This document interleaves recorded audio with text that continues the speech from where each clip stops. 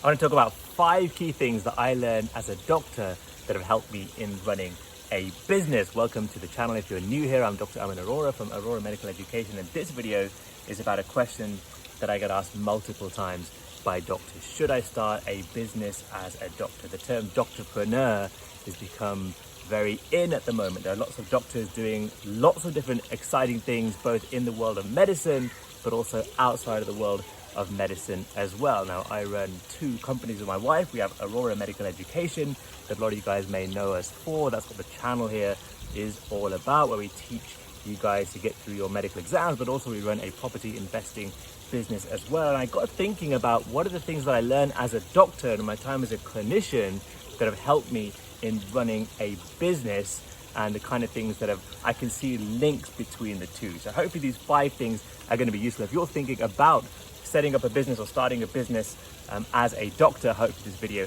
can help a little bit. Let's go. So the first thing I want to talk about, where I see links between the 2 sides of the coin, is dealing with uncertainty. Now, obviously, when working as a doctor, there is lots of uncertainty. I think back to patients that I saw being a GP in general practice, or even on the wards in the NHS. Dealing with that uncertainty is something that I developed over time. Of course, it was hard at the beginning. I wanted straight answers for everything. I wanted to know what was happening. I wanted to think about planning ahead, thinking about the future when it came to patient care. And when you start running a business, this is exactly the same thing. And I found that the experience that I had in dealing with that uncertainty about, should I take this call or not? Should I take this risk or not? Should I think about taking this side or this side? That uncertainty, the feeling of not having clarity about every single thing that I'm doing definitely came from being a clinician, and it definitely helps me in running the company and running a business. Running a business is full of uncertainty, whether it's about taking the next steps in terms of a marketing venture or launching a new product or thinking about a collaboration or a partnership that you're taking on. That uncertainty is always hovering 24/7. Just like when I was a clinician, I'd think back to a patient that I saw and I was very uncertain about what their next steps were, and it got me worried and stressed. The same kind of thing happens in business, and learning how to deal with that as a clinician has 100% helped when it comes to dealing with uncertainty when you're running your own company. So the first thing that I definitely learned as a doctor that has helped me in running a business is how to handle and how to deal with the feeling of uncertainty. The second clear thing where I see a strong link between what I learned as a clinician and working now and running a business is the ability to multitask, the ability to juggle multiple things, the ability to have lots of open loops that haven't really got a closed end at the moment that you're trying to balance up. Now, obviously, I think back to when I was back on the wards, or think back to when I was running GP clinics. There are so many things, obviously, that you have to learn to deal with. There are patients that you need to see. There are acute patients that are unwell. There are patients that have chronic disease. There are blood test results coming in. There are scan reports to deal with. There are queries from hospital, queries from general practice, depending on where you're working from. There are queries and callbacks from patients to deal with. There's so many things that you're trying to juggle. And that's just the clinical side. Then you've got to juggle alongside that all your life stuff that are happening, family, relatives, kids, for example, dealing with things like cars, insurance, breakdowns. So that ability to juggle things whilst being a clinician, i.e. the clinical stuff and the life stuff, but more importantly, all the things going on within a day in the clinical world, has certainly helped me in the business world, because in business, there is certainly the same number, if not more, things to juggle. So for example, we have to think about, these videos, when to create them, the editing, who's going to do it, what's the right time to launch it, whether we should launch a new project or not, a new resource or not, when are the exams coming up, what are the customer queries coming in, what's the feedback saying, what are our partners thinking about, when's the right time to send emails out, there's a problem with one of our courses, it needs to be updated, there's a mock exam issue. We run so many different things within our business. This is just the medical education business, not the property business. That's got its own juggling to do. But the ability to kind of stay in control, even though there are so many open loops and so many things going on at the same time, certainly my experience as a clinician has helped me 100% in dealing with all of these kind of juggles and open loops that happen as a business owner as well. So if you think about going into business, be prepared for the multiple juggling tasks, the multitasking that you need to do. And if you've been a clinician before that, certainly the skills that you learned there are going to 100% help in your career as an entrepreneur or a doctorpreneur. The third thing that I certainly learned as a clinician, or learned how to deal with as a clinician, that I now deal with now, is the fact that you need to be basically on or available or open 24/7. Now, this is more so in the business world. Now that we're running a business, I need to be, like, we're on holiday right now in Goa, we're over for a couple of weeks, but business doesn't stop. I still need to look at email, check social media. I'm still getting queries coming in from doctors and customers and clients and people doing exams, people who are stressed, they're calling me up, they're sending me messages. That still continues. So that 24/7 feeling of being on all the time, I get WhatsApps and pings and messages throughout the night now. I don't reply to them all there and then, but certainly I know they're all coming in, and that feeling that I'm on 24/7 is certainly something I've had to adapt to in business. But I think back to my time as a clinician, and even though when I was a clinician, yes, we did long shifts and we did on calls and things, we had very long days. And even though you kind of went home at the end of the day and kind of tried to shut off from medicine, thinking back, I never really shut off completely. I was always thinking about that patient that I saw, and tomorrow I've got to go in, I'm seeing this particular patient in clinic, I've seen the list. I was kind of on 24/7 then, even though I wasn't working physically 24/7. Whereas in the company, owning your company, it's your baby, you think about it all the time. I think I'm more on 24/7 now, but certainly the experience when I look back to my time as being a clinician, that constant mind going round about the job and the role that you're doing certainly has helped me in this role now. Now, some people say, well, you shouldn't be on 24/7, you should have your mind off. I don't see it like that. This is my baby. I love thinking about our company 24/7. That's probably a difference that I had. When I was back in the clinical world, I wanted to shut off.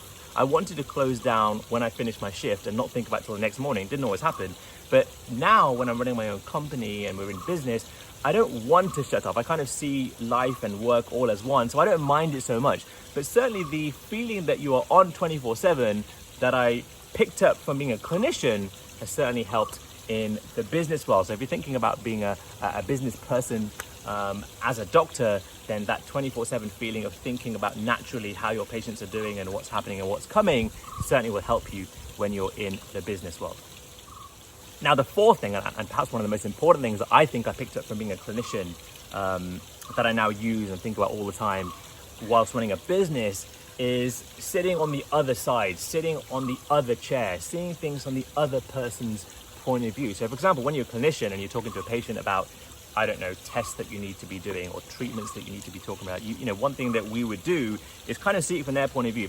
If I was in these shoes, how would I weigh this up? How would I see it from their point of view? If I was thinking about how to break bad news, how would I want it to be done? And so you constantly kind of think about what's the best way of doing it, and perhaps subconsciously thinking about, if this was me, how would I want it to be done? Or what are the kind of things that I would want to be told myself? And certainly now that we run a company, certainly in the medical education company, Arora Medical Education that we run, constantly we're thinking about user experience. What is it going to be like from the other side? When someone's watching our online course, what are the kind of things that I would have wanted to have available to me when I'm watching that course? What's going to benefit the learning? When someone's listening to an audiobook, what are the key things that I would want in place while listening to audio? When someone's doing one of our mock exams, how would I want to be reading the feedback and the learning and the teaching? What would I want to get out of it? So that user experience, that thinking about the other side, that kind of customer service, if you like, customer relations, but user experience is the key term. Certainly, I used to do that a lot when I was a clinician, and definitely has helped me see the other perspective in business, thinking about the customer, thinking about the user, thinking about the doctor on the other side, and trying to think, if I was them, what would I want? And then how can I tailor the way that we create our teaching and create our projects around that? So for example, I remember when I was preparing for medical exams, I didn't used to see much stuff around on social media in terms of teaching. So I thought, okay, when we do this, I'm going to flood social media with lots and lots of free content and lots of free teaching, because I know that I would have found that very valuable, and hence we did it, and that's how we run a lot of our teaching, as you guys know, through Arora Medical Education. So that I learned in particular as a clinician, and certainly I think I've enhanced it and brought it fully into how we run the company as well. And the fifth thing that I want to talk about that I think I learned as a clinician that I've taken now into the business world is the importance to keep on thinking ahead. People talk about growth, people talk about expansion, but you don't really think about that as a clinician. But what you do think about as a clinician is sometimes the steps B, C, or D, or what's coming in the future. Someone presents, I don't know, with new hypertension, and obviously you have to think about tests to do and ruling out secondary causes and what blood tests need to be done and what treatment needs to be started now. But you may be starting to think as a clinician about the future as well. So how often are they going to need reviewing, for example? What are the kind of lifestyle advice that needs to be done? What are the side effects or interactions you've got to think about if you think about prescribing in the future? So you start to kind of think about that future planning, and even further in that story, if someone's got hypertension, what else do we need to think about? Diabetes, for example, what other risk factors are present? What else do we need to talk about maybe in 2 or 3 consults time? You're constantly thinking about the next step. You're dealing with the issue right now, but you're thinking about the next step. Now, that is something certainly that we do now when we think about running a company. I'm always thinking about, okay, we're launching this product today, but what's the next step? Or we've made this improvement on our courses right now, what's the next step? Or we're updating things right now, when's the next update? Or what's the next collaboration? Or what's the next area that we want to grow into? Or what are the next set of doctors that we want to try and help? Or what's the next exam that I can think about helping doctors in terms of type of preparation? These are the kind of things that I certainly think about all the time now, but think about to my time as a clinician, I was always thinking about what is the next step apart from the one that I'm doing now. And that has certainly helped me in running a business whilst thinking about how to constantly evolve, adapt, grow, and help more and more doctors across the world. Now, there are so many other things that if I think about that I thought about or did as a clinician working in hospitals, GP surgeries, practices, etc., that I know I brought into running a company, whether it's the medical education company or whether it's the property investment company.